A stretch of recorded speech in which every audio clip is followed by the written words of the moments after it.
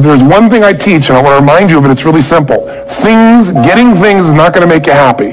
That's good news in a tough economy. It's a good reminder. It doesn't matter what you get. Doesn't matter whether it be money or opportunity. All those things might excite you for the moment. Even a relationship, as magnificent it may be, might be exciting for a while. But if you don't keep growing, that relationship isn't going to stay exciting. So the secret to real happiness is progress.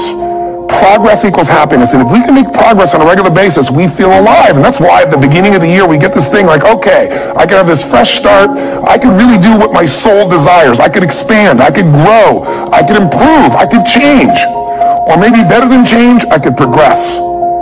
See, think about that. Progress is an aliveness to it, doesn't it? You don't have to work at changing. People say all the time, well, I'm working on changing. Don't worry about it. You don't have to work on changing. Change is automatic. Your body's going to change whether you want it or not as the years go by. And no matter how hard you work, there's going to be some changes going on there. The economy is going to change no matter what you want it to do. The weather is going to change. Relationships are going to change. Everything in life is always changing. We don't have to work on change. Change is automatic, but progress is not. So if you want to make real progress, then you really got to look at your life in a different way. You got to say, I got to take control of this process and not just hope it's going to work out like people do who make a resolution. Because really, isn't that what they're really doing at the beginning of the year? They're saying, well, here's my resolutions for the year, and they really basically tell you their wishes. It's their wish list. It's what they hope it all comes together. And then they call it a resolution, but they don't know what a resolution is. When you resolve something, to have a resolution is to resolve it. When you resolve, this is how it's going to be. That's when you cut off any possibility except the thing you've committed to. It's like the old adage, if you want to take the island, you burn the boats. Because when you burn those boats, there's no going back. You're going to find a way to make things work. And most people, they're stating what they hope will come together. And if it doesn't happen, then they're disappointed, but they're not too disappointed because they're not too vested. What does it take to successfully create a lasting change in your life? To not only have a New Year's resolution you follow through on, but really have a lasting change? Well, the first step for lasting change is very much like making a New Year's resolution. Fundamentally, it's the same. The first step is you got to have a vision for what it is you really, truly want. Not what you think you want or what you should have. I mean, what are most people's New Year's resolutions? I'm going to stop eating sugar. I'm going to stop smoking. I'm going to lose 10 pounds. The problem with that is it's not very inspiring for most people. It's not telling you what you're going to get. It's only what you're not going to do. And it's kind of hard to have you move forward with that. A vision is about what you're here to create. A vision that really works is one that excites you. If you say, well, my resolution, my goal, my outcome for this month, this week, this year is to lose X number of pounds, that's okay, but it's not very compelling. It has to be a compelling vision. It's got to have something that has the power to pull you, not something you have to push yourself to do. Those are two different kinds of motivation. Push requires willpower, and willpower never lasts. What will last is pull. Having something so exciting, so attractive, something you desire so much that you have a hard time going to sleep at night and you get so up early in the morning to rock it and take it to the next level. That's what you're looking to create. And that isn't easy to get. But one of the reasons we do seminars and events, and we say, why do that? Why not just read a book or something? Is because when you get in an environment where you're with people that are being put in a peak state, like when you're going to a sporting event, if you watch a sporting event at home, it might have a certain level of excitement. But when you're in a stadium with 50,000 people, suddenly it has a whole different level of intensity. When we feel that. And the bottom line of our follow-through comes down to our emotional intensity. In a different state of mind, you're going to come up with a much better and a more exciting vision than if you're sitting on the couch going, okay, what are my new resolutions for this year? And you're doing it the morning after the new year has started and you're a little inebriated. And the football game's on in the background. Probably not going to have the power of focus there. Probably not going to have the power of the energy to create something that's going to pull you for this year. And you got to do that. So it's got to be a vision that's compelling. Something that it's going to be a gift to make sure that it happens. And also, along with that compelling vision, you got to have strong enough reasons that you're going to follow through when the going gets tough. That's one of the biggest things missing for most people. They say, this is what I want to do. It's not very exciting. It's not very compelling. But most importantly, they don't have strong enough reasons to push themselves through what's going to be necessary to get that dream, to get that goal when the inevitable challenges come up. When you're starving, hungry, and you're trying to go on a diet, right? When you got no time and you're stressed out and you haven't worked out still, and that's what you're supposed to do. when the economy gets tight and what you thought you're going to do doesn't work, and so you give up on the goal instead of finding another way to get there. You don't let the fear take you over if you've got strong enough reasons. Those reasons can be positive, or those reasons can also be negative. They can be, if I don't do this, this is going to cost me. And if I do this, this is what I'm going to gain in my life. Reasons come first, answers come second. If you get a compelling vision and you got strong enough reasons that will push you through the tough times, you're going to do things other people don't do. Instead of collapsing, even if you get off target, you won't go, oh, I blew it. You'll get right back on target, make the change, make things happen. And I know you've done this in many areas of your life. Just think about it again. I'm not teaching you something really new here today. I just want to remind you of what your soul knows. You got to change, you got to improve, and you got to go through a simple process fundamentally to make that progress. First step, vision that's compelling. Second step, make sure that there's strong enough reasons to follow through. Third step, you got to review it and feel it every day. I mean, anything. Have you ever had this happen in your life? Has there been anything in your life that you've ever wanted so badly? You were so desirous of it. You had such a hunger for it that you couldn't stop thinking about it. Could have been a career move, could have been when you were a kid, a car, it could have been a relationship, it could have been anything, but you were obsessed. You wanted to make this happen. You wanted to attract this to your life. You just wanted something. And you didn't even know how to get it. But it was so compelling to you. You kept thinking about it every day, envisioning it, imagining it, feeling it. And then stuff happened. And suddenly you started to attract people or situations to your life, and it just came together. Like, you didn't even have a total plan. It was just that it was so a part of your focus with so much intensity and emotion so often that it sensitized you to notice anything that could get you there. There's a part of your brain called the reticular activating system. For short, we call it the RAS. That part of your brain determines what you notice in the world. And it's really important because when you set a goal, when you get really clear on a vision, and there's strong enough reasons, and you review it enough, and it becomes a part of you, that part of your brain says, anything that relates to this, I need to notice. It's like, did you ever buy a certain kind of car, or maybe a certain outfit, and suddenly you see that car everywhere, or those outfits everywhere? You know, the cars were always around, but why do you see it now? Because your RAS knows this is important. This is part of my world now. Similarly, when you really get clear and it's compelling and you're reviewing it every day, you've got strong reasons, you're reviewing it every day and you're feeling it, the brain becomes incredibly acute at noticing anything to get you to move forward. And so that's the power of this. So, you know, what do people do with a New Year's resolution? They come up with something they kind of want. It's not a compelling vision. They don't really have strong enough reasons, and they never review it again until they notice that they broke what they said they really want to have make happen, because they didn't really resolve. If you resolve, you got the vision, it's compelling, you review it daily, and you feel it, you envision it, and you experience it. Simple as it sounds. Now, ultimately, what is this really about? Ultimately, if you're going to have lasting change in anything, you're really talking about just raising your standards. I mean, I always tell people, if you want to know how to change your life, I give it to you in 3 words, boring as it sounds: raise your standards. What does that mean? Corny as it sounds. Raise your standards. Oh, thank you for the breakthrough thought, Tony. I'm glad I wasted my time watching this little email with you. But think about it. Lasting change is different than a goal. You don't always get your goals, but you always get your standards. Maybe it would help you is to think about it this way. I try to explain standards to people with a different set of words. Think of it as everybody in life gets their musts. They don't get their shoulds. Right? Think about it. Most people have a list of shoulds, don't they? Don't you have a list of the shoulds, things you should do, you should follow through on? I should lose some weight, I should work out more, I should make more calls, I should respond more rapidly to my email, whatever, you know? I should get into the office earlier, I should be, more confident, whatever your should list is.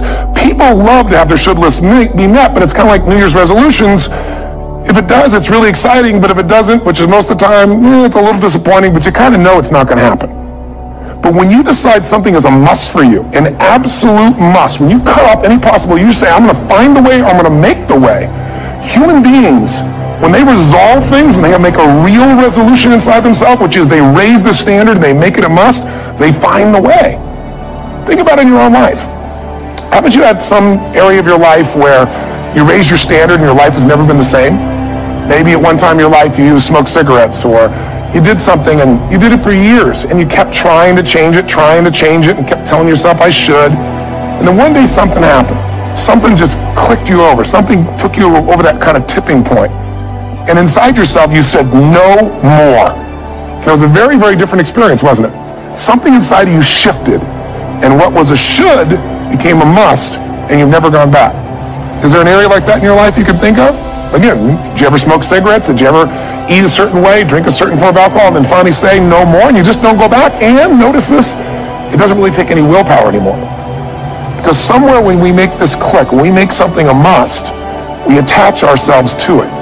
It becomes part of our identity. And one thing I've learned in the last, 33 years of working with people from now over 100 countries, 4 million people, is human beings absolutely follow through on who they believe they are. If you said to me, well, I'm really going to work hard to stop smoking, but, I've been a smoker my whole life, and I am a smoker.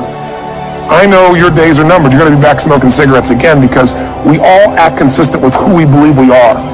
I tell people the strongest force in the whole human personality is this need to stay consistent with how we define ourselves. If you define yourself as somebody who is really conservative, you're not going to be crazy and act nuts unless you're really drunk or something, and then you can say it's the alcohol, when it's really just you finally getting permission to be yourself. The alcohol is your excuse. If you're a really crazy person, you act crazy, outrageous, playful. You don't act conservative because that's not who you are. Very often people say, well, I can't do that. I'm not that kind of person. And I always say to people, really, when did you define yourself? I mean, really, how many years ago did you come up with what you could and couldn't do in your life? How many years ago? Most people, if they really look at how they're living their life today, it's based on a set of standards, a set of beliefs that they made choices about 10, 20, 30 or more years ago. I mean, very often we made decisions in our youth or very young about what to believe, about what we were capable of, about who we are as a person, and that becomes the glass ceiling, if you will, that controls us. There's a corny metaphor, but it's true. I remember one time I was with my family at the circus, and there was a person there, and they had this big, giant elephant, and you look at this elephant, and they take this little rope, put it around the elephant's neck, and they drive this stake into the ground. And I mean, you look at this and you know that elephant could rip down the entire tent with almost no effort. And yet the elephant doesn't struggle, doesn't try. Why? Because the elephant's conditioned. And they take that elephant and condition the elephant when it's a baby elephant. That's how they train him.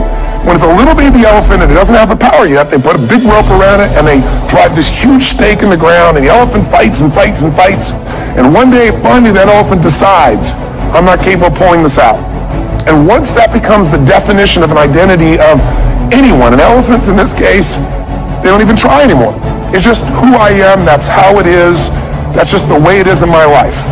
I'd like to ask you to take a look at any place you've got a limitation and ask yourself, when did I decide to accept that limitation? And you may not even see it as a limitation, you might see it as just that's who I am. But so often in our lives, we've adapted to be a certain way so that we don't fail or so that people will like us or respect us, but it's not necessarily who we are. Joy comes when you're spontaneous. It's really hard to be truly happy when you're not being yourself. And most of us have no clue who we are. And so a big part of my work, if you've ever been to an event, is to get people to do things spontaneously without thinking, because that's when the real you shows up. That's when the energy comes alive. And when you do that, when you start to connect to your true nature, suddenly there's energy available for you to set a higher standard for what you want in your life. That's what this is really all about. And when I talk about standards, when I talk about, shoulds versus musts, think about your own life. I know there have been areas in your life where some point in time you just shifted and you raised the standard and your life changed. Because whatever people have their identity attached to, they live. We live who we believe we are. That's just how it works. It's just kind of like, I'll give you an example. Look at your physical body. Your physical body today is an absolute reflection of only one thing. Not your goals, not your desires, but your standards. The identity you have for yourself. If your standard is you're an athlete, then there's a certain amount of strength, a muscle tone, and energy that's available in your body on a regular basis because that's who you are. And so you do whatever's necessary to maintain that identity. Again, the strongest force in the human personality is this need to stay consistent with how we define ourselves. Because if you don't know who you are, you wouldn't know how to act. Once you lock in on that identity, your brain finds a way to keep you there. If you say, man, I'm overweight, I've always been overweight, I'm big boned, and that's the story you got, then you're going to always find a way to get back there. That's your settling point. That's your identity. That's where things lock in. if you see somebody who's in really great shape, you ask them, do you work out? You know the answer. Yes. How often? And they'll tell you 3 times, 4 times, 5 times a week, whatever. In a seminar, I'll ask people, who here works out at least 5 days a week? And I'm stand up. And you look around that room, and you know that they work out 5 times a week because you can see their body. You don't just get a result without some kind of action, without some form of ritual. Ritual meaning actions you do consistently. Now, do you think those people that are out there working out 5 days a week, do they have more time than you do? Or I have, or anybody else? Of course not. Is their life less busy? Of course not. It's just a must for them. They must work out that way, and they've made that turn, their life changed. So I'm not saying you have to work out 5 days a week. I'm just saying whatever you really want, wants don't get met consistently. Standards do. Whatever you identify, this is who I am. And so it's not so much about changing your identity as there's expanding it.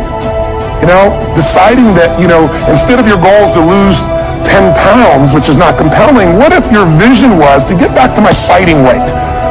This year, this month, this next 90 days, I'm going to transform my body. I'm going to take on a new challenge. I'm going to find some technique or strategy. There's a million of them that can reframe myself where I want to feel younger, stronger, more vibrant than ever before. Here's my reasons. Because I want the energy to really make my life work. Because it's tough out there, and I want to be stronger than I've ever been before. I want to go in front of the mirror, and if I'm naked, not, want to laugh. I want to look there and take a good look and go, yeah, I'm proud of whatever I see there.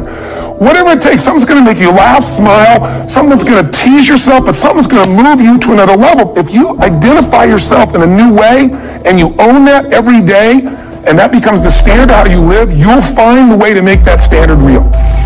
Money's the same way. Think about it. It doesn't matter what's happening, quote unquote, in the marketplace. People that make money find a way to make money no matter what, don't they? I mean, most people's standard is to pay their bills. So that's what most people find a way to do, even when economic times get tough. Most people, if that's their absolute standard, they find a way. Some people's standard is pay their bills most of the time. And so most of the time they do. Some people's standard is not just to pay their bills, but to take care of their family and maybe even some of their friends. And they find a way. In fact, some people may be in a family where they don't have enough money. They barely have money to pay their bills. They work their guts out. And then somebody, their mother, their father, somebody else, their sister gets ill, and there's not enough money to take care of it. Nobody else has money in the family. They don't either, but they find a way to get that money to take care of their mother or father, don't they? And pay their bills.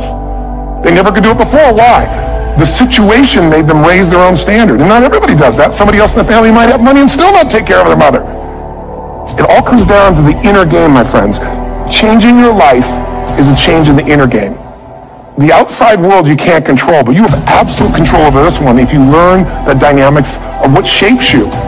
And identity is one of those simple, clear, fundamental basics that if you start to shift it, everything else will shift in your life as well. Some people, by the way, have to have more than enough money to do what they want, when they want, where they want, with whomever they want, contribute the way they want. If that's their must, they find a way. I know that sounds overly simplistic, but it's true. Somebody once said you can take all the money in the world out of the hands of everybody, out of all the wealthy people in the world who are really successful, give it to other people. It wouldn't take too long. Those people would have it back in their hands. It's not because they're manipulative. It's because they have a standard. Some are manipulative, don't get me wrong, but they got a standard of what they're going to find a way to make happen. I'm just simply saying to you, take those 3 magic words and live them. Raise your standard. And if you really want to do it, then I'll tell you the most important secret. Have you ever done this? Have you ever told yourself you're raising your standard? Okay, I'm going to go make this happen. I'm going to go make this much money. I'm going to transform my kids. I'm going to create the ultimate relationship in my life. I'm going to transform my body, whatever it is. And then you don't have strong enough reasons and you don't use it. You don't follow through. It's because you didn't back up your standards with what makes those standards real, and that's rituals. Rituals are where the power is. Whenever we do our Robbins results coaching, we say Robbins equals results, the way we get results with people, it's the same way if you listen to my Ultimate Edge program, or back in the old days, Personal Power, or if you went to one of my seminars. You know what I do is I take these huge challenges you got and we break them down to little bite-sized steps.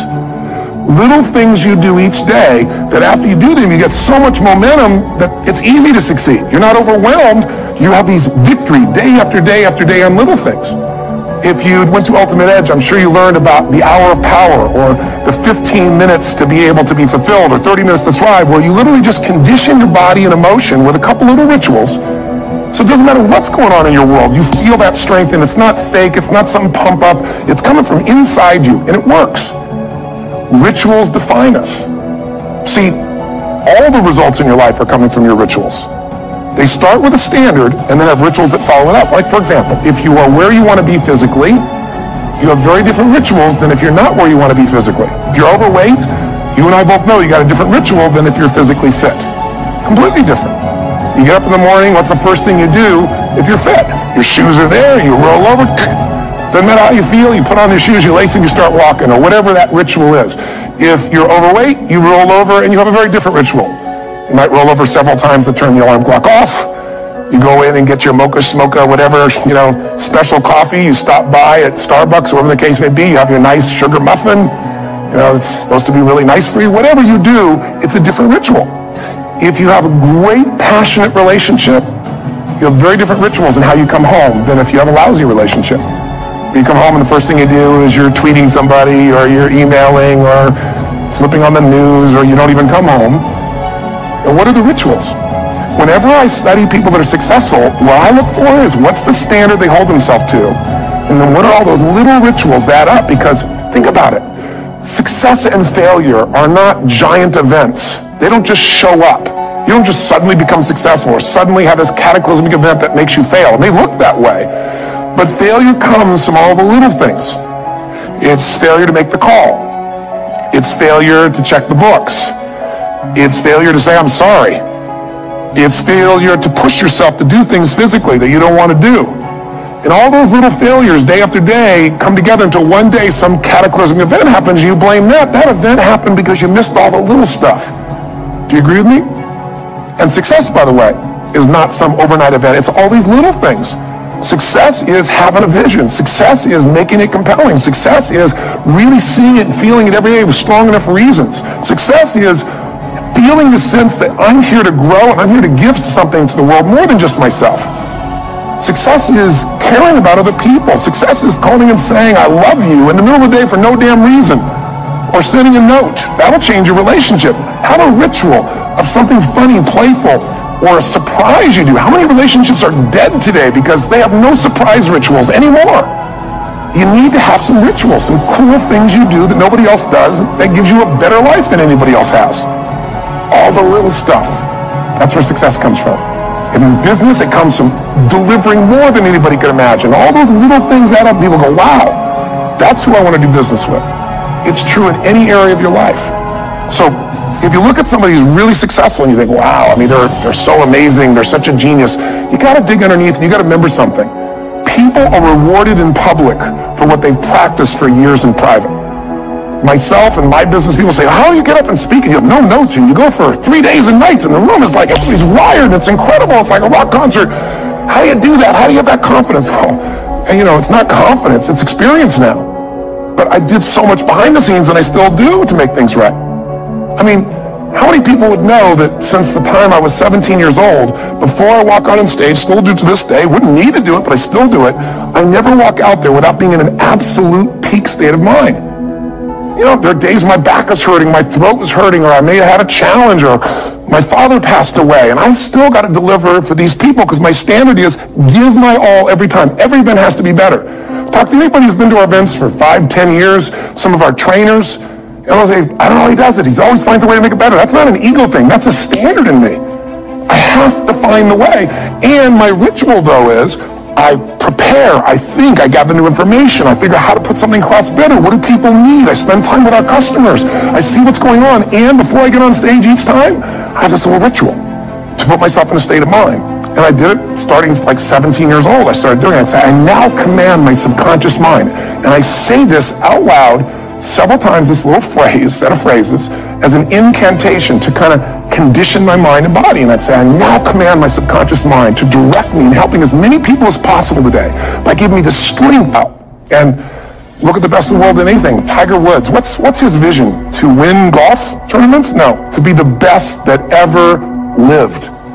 That's his goal. That's his vision. But here's what's interesting. He backs it up with rituals. If you just have a vision and you don't have the rituals, stop lying to yourself. His rituals are, he started doing things nobody did before. He went and started lifting weights. Golfers lifting weights? No way. He went out and he changed his swing when he was the best in the world, because he realized in order to be the best that ever lived, he's going to have to change his swing. If you know anything about golf, you don't change your swing when you're the best. And he went and retrained himself because he has different rituals than other golfers. Now many people are modeling his rituals to get better. It's amazing. You know, you look at somebody like Michael Phelps, the 2008 swimmer, won 7, only 2 people, I think, in history, if I remember correctly, that have gotten 7 gold medals in one session. And here's a guy, he's got number 6 under his belt, and he's exhausted, and he's going in for that final swim. I'm sure you remember. And how does the guy win? By 1/100th of a second. Do you think that was some massive skill that got him over the top? Or was it a standard that says, this is who I am? I am the champion, and no one is taking this from me. And somehow in those final milliseconds, 1/100th of a second, he pushed himself just beyond his competitor. But you know about Michael Phelps? What allowed him to be able to push beyond that moment is his rituals. Go study the guy. Most people who swim have these unbelievable workouts. He does 2 and 3 of those workout sessions a day. All the other swimmers in the beginning thought he was insane. You're overtrained, you can't do that, it's not physically possible. But he had a standard and the rituals to back it up. So here's my final message to you, because I've gotten carried away. I thought I was going to send you like a 5-minute message, but as you can see, there's no script here. It's just me going a little crazy with you. But I want to really see you get what you want this year. Don't let this year be like last. And if last year was great, still don't let it be that way. Raise the standard. If your life is perfect and extraordinary, you darn well know you're not going to be happy unless you keep making it better. That's what makes us feel alive. It's not what we get that makes us happy. It's who we become and what we're able to give because we become more. That sense of contribution is what creates the deepest meaning. So here's my assignment for you if you want one. If you want to go from conversation to some action, here's a simple thing to do. What's an area of your life right now that you really want to improve? What's an area that's important to improve? If your body's great, how about your career? If career's great, how about your relationships? Intimate one especially, or your kids, or your relationship with your creator, spiritual side of your life. Or is it your finances? Figure an area that really matters. Decide on that area. Number 1, write down what your life is like in that area right now as specifically as possible. So you might say, well, I'm 13.5 pounds overweight, whatever the weight is, whatever the situation is, or my body fat's like this, or I wake up exhausted in the morning, and you write the truth of where you are right now. So you're real clear. Or I'm not in a relationship. I say I want a relationship, but I'm not in one, and I don't seem to find them. All the good ones seem to be gone is my belief. And I really do want one, but I don't have it. Whatever your definition. I'm in a relationship, and God, I wish I wasn't in a relationship. I'm planning my escape. Wherever you are. Or I have a wonderful relationship. We love each other, but there just isn't enough passion. Just write the truth of where you are. The area you want to change, but write how it is. And then the second step is, this is where you got to be really honest with yourself. What are the rituals that have put me there? Because whatever results you're getting, even if you don't like the results, there's some rituals that are keeping you in that place. There's some rituals of what you eat or don't eat, how you move or don't move, how you sleep or don't sleep. There's some rituals in the lack of variety or spice or energy or focus in an area. There's something you're doing, and it's usually not one thing, it's a bunch of little things that you kind of do consistently whenever you think about getting in a relationship, whenever you think about working out, whenever you think about money. You get yourself in a state of overwhelm. You start thinking about all the things you can't control. Just write down all the rituals you have, and then here's the third step. What do you want? What's your vision? And be really specific. I want to be my fighting weight. I want to be the strongest I've ever felt. I'm going to turn my, whatever it is, be specific.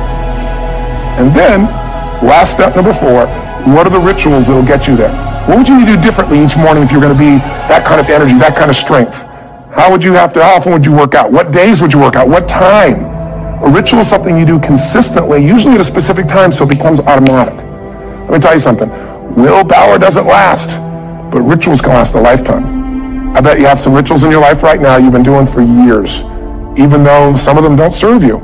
I'm just saying, wake yourself up. If you want a new year and a new life, you don't need to start on January 1st. Start today. Start with this little video. And just begin to see what happens and see how easy it is to just do a few little rituals. Don't do them all, just do 2 or 3 new things. And you know what happens? You'll get momentum. Because once you discipline yourself in one area of your life, you feel yourself doing it in other areas as well. I always say something that my original teacher taught me. I always remind people, there's always 2 pains in life. There's the pain of discipline, or there's the pain of regret. And Discipline weighs ounces, as my friend Jim Rohn taught me. Regret weighs tons. You don't have regret. So right now, what do you want to change? What's it really like? What are the rituals that got you there? That'll take a little homework. If you're not sure, ask the people around you. They'll tell you what your rituals are. What do I really want in depth? What are the rituals that will get me there? And then get yourself to start a few of those actions and lock them in place. So I can help you in any way. We're here as a company to support you. Come have an event with us. Come to Unleash the Power Within or Master University, or get a coach. You can get a free coaching session if you call our company and click on something on this. Will probably have something on it, or get a product. Or don't do anything with us, but do something with somebody, starting with you. If you make the changes in yourself, you're going to be proud this year, and no amount of money or accolades from other people can mirror the feeling of being proud of knowing you've taken back control of your life, or you've taken a great life to another level. Because once you do that, you have something you can give other people, whether it be your kids or your friends or your family, and ultimately that's what life's about. So thanks for listening. I don't know how long I went here, but I hope this has been helpful for you. I just thought it's a new year, and I want people to be able to truly create a new life. And until I see you again, hopefully soon, or get the chance to meet you, live strong and live with passion. And of course, God bless to you. Happy New Year.